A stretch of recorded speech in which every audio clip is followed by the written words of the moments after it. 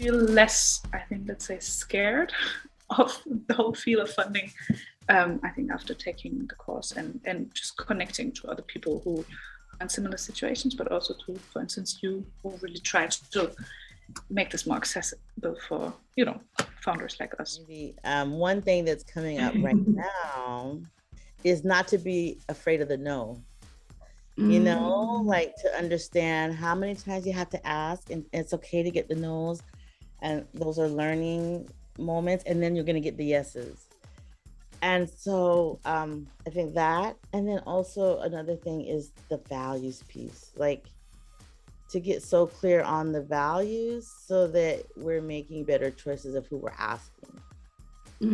So it's been interesting, I would say, like in the last 6 months, to see how many opportunities people are sending our way, and we're like, no, that's actually not aligned for us. So we're gonna be more thoughtful. And right now, so I would say the number one thing I changed about my funding plan is that I actually have one now, rather than kind of it hovering on the horizon as something that I needed to think about. I've actually got a plan, and it's really robust, and all the worksheets have been really helpful.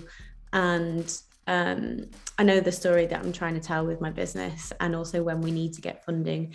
And I don't feel kind of on the back foot either. I think we used to approach funding like anything we can get is great, and now we know that actually we need to pick the best funding for us that works for us and works for our strategic aims.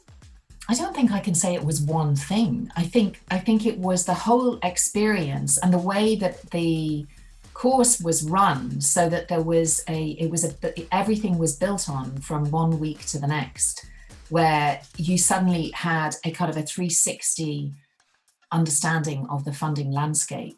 And that completely changed my thinking about the implications of bringing investment into a company that is fundamentally kind of, quite heart-based, would not fit in some of the traditional models. We weren't looking to scale rapidly, for example, and the understanding that there is room for all, or there is possibility for all different kinds of startups, that you don't have to fall into the traditional understanding of what we would mean by a startup. What changed my thinking about funding the most was the moment when I realized that startups are there for an exit.